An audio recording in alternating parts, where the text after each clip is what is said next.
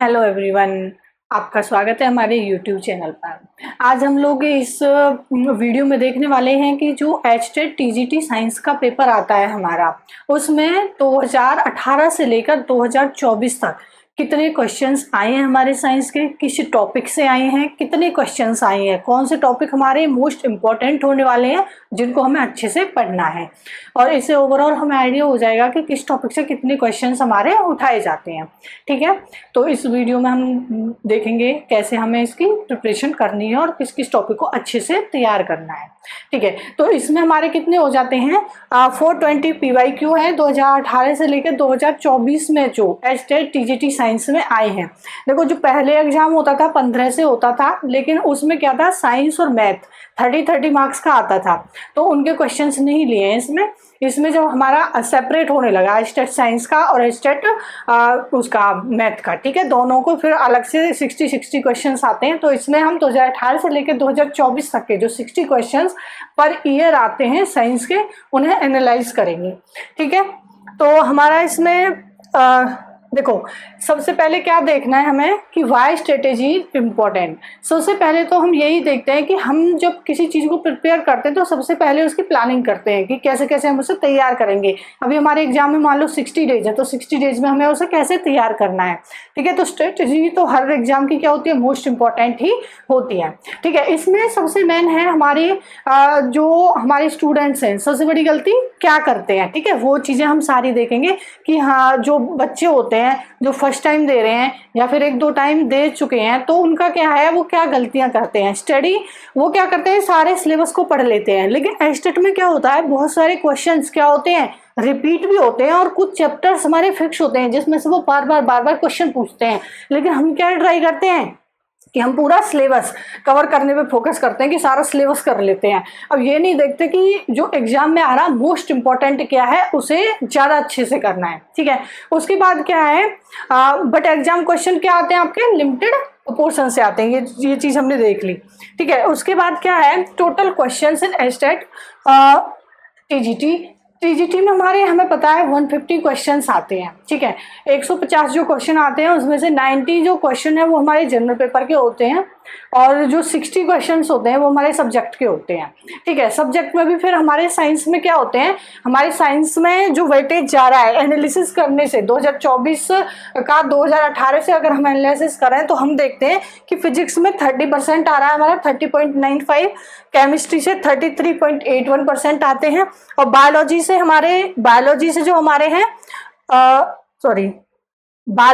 हमारे हैं वो 34.05% आते हैं, और जो पेडागोजी है वो 1.19% है। ठीक है, 2024 में पेडागोजी के क्वेश्चन एक भी नहीं डाला था उन्होंने, लेकिन किसी यार 1 या 2 या 3 क्वेश्चन वो डालते हैं, तो इसका 2% के आसपास ये पूछे जाते हैं। ठीक है, तो PYQ के ट्रेंड के हिसाब से हमने देखा है कि बायोलॉजी 34% हो गया, और आपका केमिस्ट्री 34, फिजिक्स 31%। फिजिक्स में मोस्टली ये क्या पूछते हैं, न्यूमेरिकल से पूछते हैं। ठीक है, ये आपका एनालिसिस है। उसके बाद देखो, इसमें जो मेन टॉपिक्स हैं जिसमें से सबसे ज़्यादा क्वेश्चंस आते हैं, सबसे पहले हम फिजिक्स का देखेंगे, फिजिक्स का एनालिसिस करेंगे कि इस चैप्टर को आपको अच्छे से पढ़ना है। देखो, जो येलो से हाईलाइट हुए हैं इसमें, येलो का मतलब है जो हाईलाइट किए हैं वो चैप्टर्स मोस्ट इंपॉर्टेंट है, उनमें से ये बार बार बहुत सारे क्वेश्चंस पूछते हैं। देखो, जैसे मोशन हो गया, मोशन में से आज तक इन्होंने इसके जो सब टॉपिक है मोशन में से, जैसे टाइप ऑफ मोशन हो गया, आज तक 6 क्वेश्चंस आए हैं। ठीक है, उसके बाद स्पीड, वेलोसिटी एंड एक्सीलरेशन से 6 क्वेश्चंस आए हैं। Distance, time and velocity graph से डायरेक्ट इन्होंने 2 क्वेश्चंस पूछे हैं। उसके पास इक्वेशन ऑफ मोशन जो हमारी 3 हैं, उनको ये 1-2 बार रिपीट कर दिया, आज तक इन्होंने 5 क्वेश्चंस पूछे हैं। यूनिफॉर्म सर्कुलर मोशन से 1 क्वेश्चन इन्होंने पूछा है, और measurement of distance and time से 2 क्वेश्चन इन्होंने अभी तक बनाए हैं। ठीक है, तो इनका परसेंटेज हो जाता है कि कितना परसेंट ये बन रहा है। तो इट्स मीन मोशन से आज तक हमारे आने वाले इतने क्वेश्चंस हैं। ठीक है, उसके बाद है हमारा force and laws of motion.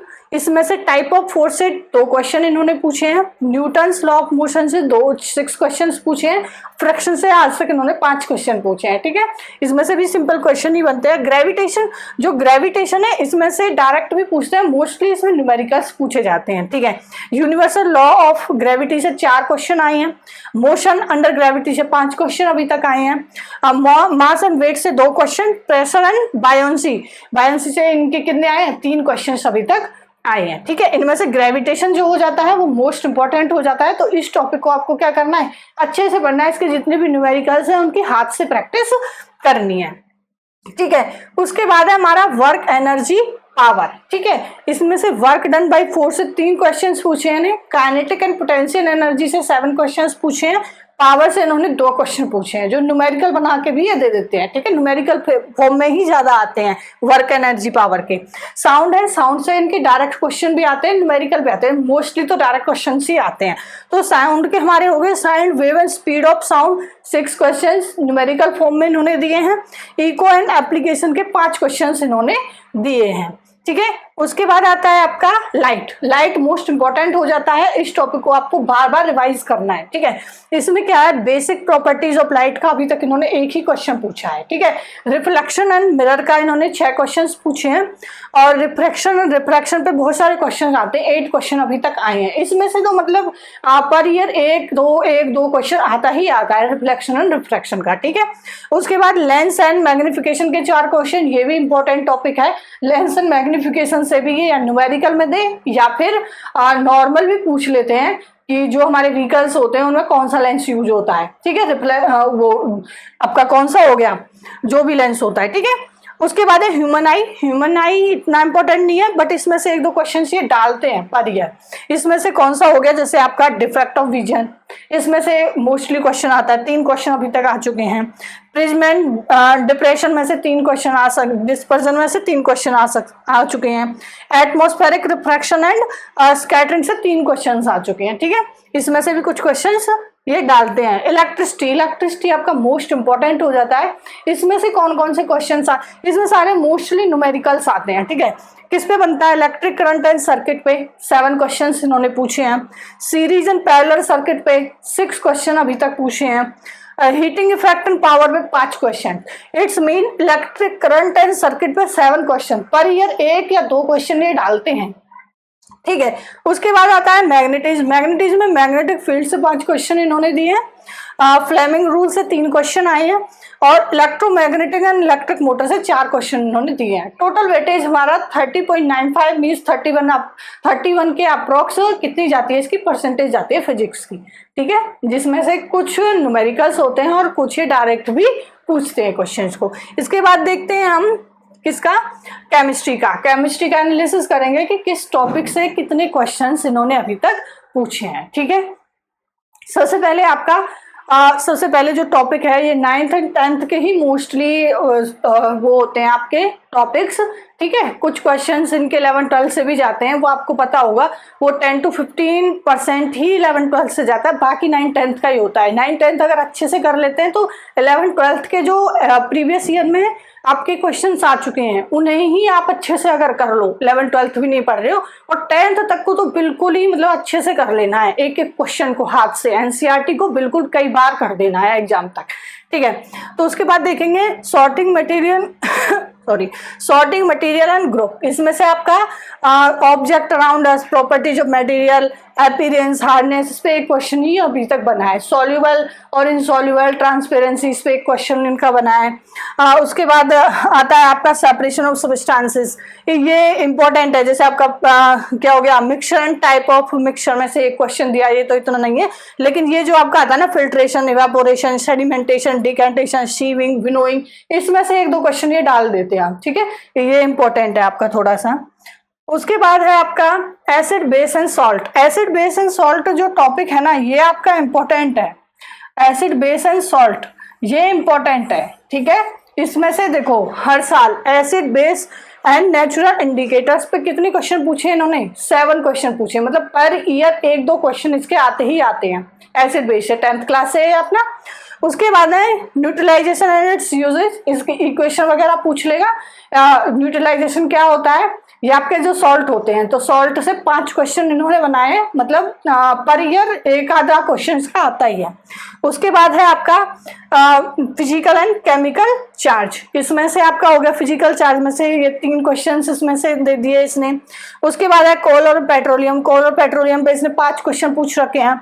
उसके बाद है आपका combustion and flame, combustion and flame पे मतलब पढ़ना तो है ही है, इसमें से पूछ लेता है। टाइप ऑफ कंबसन 2 क्वेश्चन हो गए, स्ट्रक्चर ऑफ फ्लेम 2 क्वेश्चन हो गए, fuel and fuel efficiency 1 question हो गया। ठीक है, तो ये एक बार तो आपको पढ़ना ही है, छोड़ना ऐसे नहीं है, क्योंकि ये इजी है, इतना टफ भी नहीं है, एक बार पढ़ेंगे तो ये इजीली हो जाता है।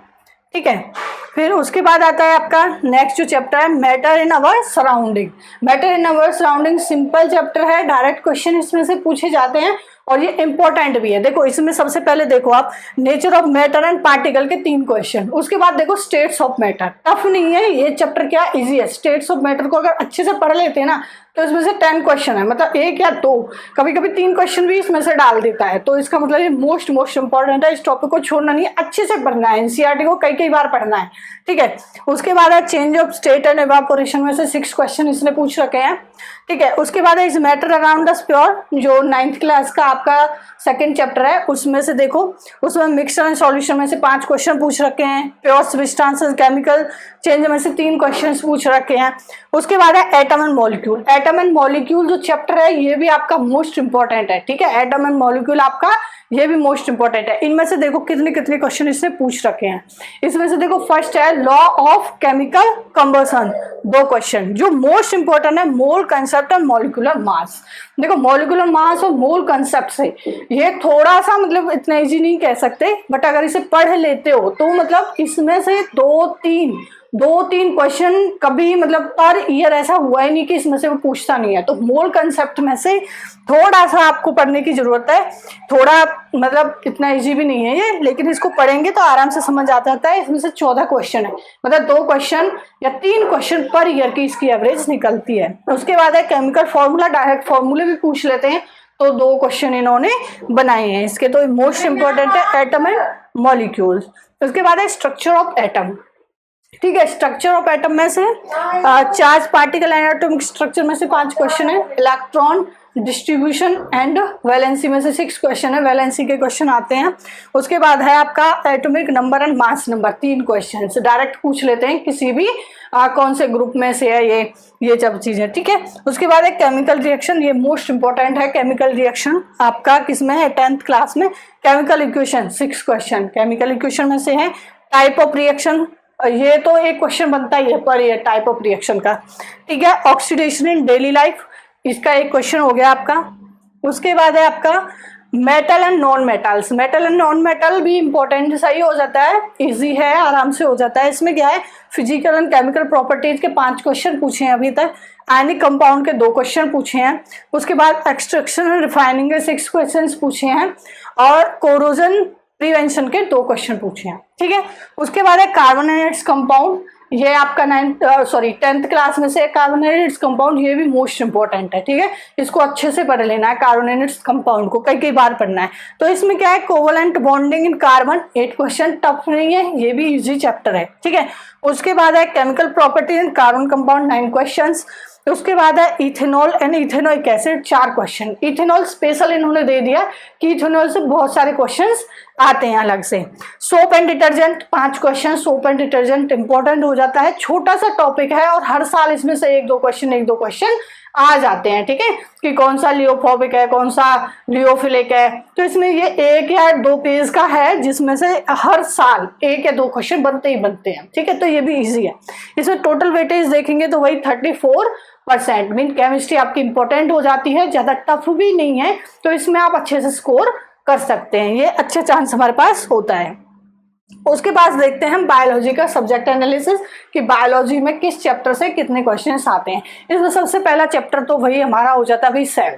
सेल जो है हमारी 9th क्लास का है, इसे अगर अच्छे से पढ़ लेते हैं तो सेल मोस्ट इंपॉर्टेंट है हमारा। ठीक है, तो इसमें से देखो कितने कितने क्वेश्चन है वो देख लेते हैं। Fundamental unit of life, cell structure and function, cell division, 15 question है और 6 क्वेश्चन है। ठीक है। मोस्ट इंपॉर्टेंट है, 1 या 2 क्वेश्चन हर साल इसमें से आते हैं। सेल का चैप्टर अगर अच्छे से कर लेते हो तो 2 से 3 क्वेश्चन आपके एस्टेट में आराम से बन जाते हैं, और इसमें कुछ न्यूमेरिकल सॉल्व नहीं करना, डायरेक्ट आपको लर्न करना होता है, समझना होता है, और उससे आप आराम से आंसर कर सकते हो। उसके बाद है वर्ड ऑफ लिविंग, तो इसमें से आते हैं आपके 10 क्वेश्चन, प्लांट एंड एनिमल में से आते हैं 12 क्वेश्चन, ठीक है, ये भी इंपॉर्टेंट है। डाइवर्सिटी इन लिविंग ऑर्गेनिज्म, ये भी मोस्ट इंपॉर्टेंट है, इसमें से 26 क्वेश्चन अभी तक पूछे गए हैं।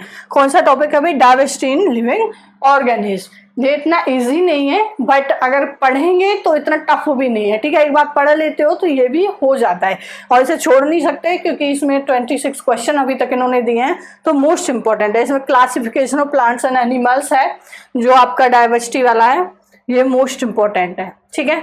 उसके बाद आता है लाइफ प्रोसेस। लाइफ प्रोसेस में न्यूट्रिशन से 2 क्वेश्चन आए हैं, रेस्पिरेशन से 3 क्वेश्चन आए हैं, ट्रांसपोर्टेशन से 3 क्वेश्चन आए हैं, और एक्सक्रीशन से 4 क्वेश्चन। एक्सक्रीशन के क्वेश्चन 1-2 वो डाल देता है, ठीक है। हर बार जब आप एस्टेट का पेपर उठा के देखोगे तो उसमें मिलता ही है एक आधा क्वेश्चन। बॉडी मूवमेंट है, मूवमेंट इन एनिमल्स में से 2 क्वेश्चंस दिए हैं इन्होंने। उसके बाद कंट्रोल एंड कोऑर्डिनेशन से भी 2 क्वेश्चंस दिए हैं, एंड फिर उसके बाद माइक्रो ऑर्गेनिज्म से अभी तक इन्होंने 4 क्वेश्चंस दिए हैं। वैसे माइक्रो ऑर्गेनिज्म इंपॉर्टेंट है, इसमें से आता ही है एक आधा क्वेश्चन, ठीक है। उसके बाद है रिप्रोडक्शन। रिप्रोडक्शन मोस्ट इंपॉर्टेंट है, इसमें से ये क्वेश्चन डालता है, जैसे मोड्स ऑफ रिप्रोडक्शन 9 क्वेश्चन अभी तक इन्होंने दिए हैं। उसके बाद रिप्रोडक्टिव हेल्थ 2 क्वेश्चन दिए हैं। हेरिडिटी एंड इवोल्यूशन में से 9 क्वेश्चन दिए हैं। कॉजेज, प्रिवेंशन एंड ट्रीटमेंट में से 4 क्वेश्चन दिए हैं। उसके बाद डिजीज का हो गया, डिजीज में से 4 क्वेश्चन आए हैं। उसके बाद इन्वायरमेंट में से आपके कितने आए हैं? वेदर एंड क्लाइमेट में से 4 क्वेश्चन हो गए। उसके बाद इकोसिस्टम पॉल्यूशन से 8, नेचुरल रिसोर्सेज का ये क्या है आपका कंजर्वेशन से 5 क्वेश्चन हो गए। उसके बाद फूड है, फूड भी इंपॉर्टेंट है, इसमें से फूड में से न्यूट्रिशन से 7 एंड क्रॉप प्रोडक्शन से 6, ठीक है। इतने क्वेश्चन आपके पर ईयर आते हैं, ठीक है। ये आपके चैप्टर्स हैं। अब देखो इसमें से क्या देखेंगे, पेडागोजी, मतलब इसमें से मेन टॉपिक्स कौन से हैं, नहीं सॉरी पेडागोजी में से कितना है। देखो 2024 में जो एग्जाम हुआ था उसमें से पेडागोजी में इन्होंने एक भी क्वेश्चन नहीं दिया है, लेकिन जो पहले एग्जाम्स हुए कभी 2 डाल दिए, कभी 3 डाल दिए, तो इनका वही रहता है, सिलेबस में दे रखा है एग्जैक्ट वो चीजें कभी नहीं देते हैं, कभी दे देते हैं, इनका वही रहता है स्टेट का। तो इसमें क्या है, इन्होंने अभी तक 5 क्वेश्चन दिए हैं, तो 2% के आसपास पेडागोजी होती है, तो इसमें ज़्यादा डीप भी नहीं पढ़ना है, थोड़ा बहुत पेडागोजी को पढ़ के जा सकते हैं। अदरवाइज पेडागोजी के क्वेश्चंस ऐसे होते हैं जो खुद से भी बन जाते हैं, तो इसमें ज़्यादा स्ट्रेस लेने की जरूरत नहीं है, ठीक है। आपको इंपॉर्टेंट आपको दिखा दिया कितना होता है। अब देखो इसके बाद है न्यूमेरिकल्स। न्यूमेरिकल का वेटेज 15% है। फैक्ट बेस्ड जो होते हैं 25% के अप्रोक्स आते हैं, और जो कंसेप्चुअल क्वेश्चन है वो आपके 60% आते हैं। तो आप अपनी स्ट्रेटेजी को इसी हिसाब से बनाएंगे कि आपको कैसे, आपको 60 जो क्वेश्चंस होते हैं उनमें कम से कम आपको कितना करना है, 45 प्लस आपको कैसे स्कोर करना है, किस टॉपिक को कैसे अच्छे से पढ़ना है, कौन से टॉपिक को आप स्किप कर सकते हो। इस एनालिसिस में आप देख सकते हो कि कौन कौन से चैप्टर्स हैं जो मोस्ट इंपॉर्टेंट हैं, क्वेश्चन उनमें से छूटते नहीं हैं, कौन से चैप्टर ऐसे हैं थोड़े कई बार आते हैं, उनमें से कई बार नहीं आते।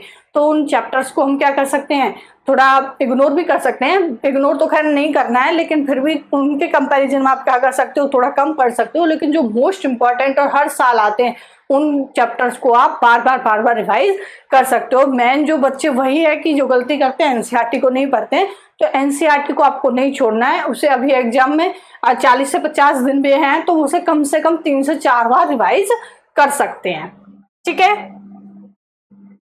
उसके बाद स्मार्ट प्रिपरेशन स्ट्रेटेजी आपकी कैसी होगी, वही हो गया। आपको क्या करना है, स्टडी करनी है एनसीईआरटी की, फोकस करना है जो मोस्ट इंपॉर्टेंट है। प्रीवियस ईयर पेपर्स वो तो आपको सॉल्व करने ही, सबसे ज़्यादा इंपॉर्टेंट है कि आपको प्रीवियस ईयर पेपर्स को तो सॉल्व करना ही है। 1-1, 2-2 हो सके तो 3-3 बार भी आप उन्हें सॉल्व कर सकते हैं। और उसके बाद रिवीजन करना तो मोस्ट इंपॉर्टेंट होता ही है कि आपको हर टॉपिक को क्या करना है, रिवाइज भी करना है। और जो गलतियां बच्चे करते हैं मोस्टली मिस्टेक वो क्या करते हैं, इग्नोरिंग एनसीईआरटी। एनसीईआरटी को नहीं पढ़ते, इधर उधर से पढ़ते रहते हैं, पता नहीं एक टॉपिक को कितनी बार पढ़ लेंगे, किसी टॉपिक को छोड़ देते हैं। तो हमें क्या करना है, सबसे पहले पीवाईक्यू को उठा के देखना, मोस्ट इंपॉर्टेंट है। उन चैप्टर्स को आपको कई कई बार पढ़ना है, एक बार नहीं कई कई बार पढ़ना है। उसके बाद क्या है, मेमोराइजिंग विदाउट अंडरस्टैंडिंग, अच्छे से नहीं पढ़ते हैं, बस ऐसे ऊपर ऊपर से देख लिया, नहीं, एक बार पढ़ो, 2 बार पढ़ो, 3 बार पढ़ो, वो क्या हो जाता है, आपको अच्छे से समझ आएगा। ठीक है, उसके बाद करते हैं पीवाईक्यू को सॉल्व नहीं करते हैं और स्टडी कहीं से भी रैंडमली कर लेते हैं, तो ये चीज़ें आपको नहीं करनी है बेस्ट स्ट्रेटेजी में। ठीक है, उसके बाद थैंक यू। अगर ये वीडियो आपको हेल्पफुल लगा हो तो सब्सक्राइब करें, लाइक करें।